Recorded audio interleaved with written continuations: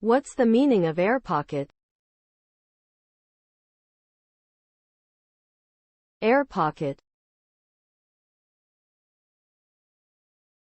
Air pocket.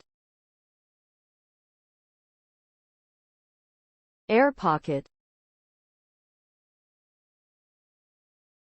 Air pocket. Air pocket. An air pocket refers to a region of lower air pressure within a mass of air. It can occur naturally due to turbulent weather conditions, or it can be caused artificially by an airplane descending rapidly. If an aircraft encounters an air pocket, it may experience abrupt changes in altitude, resulting in brief periods of weightlessness or jolts. Typically, the airplane will quickly find stable air again and continue on its course without any significant damage.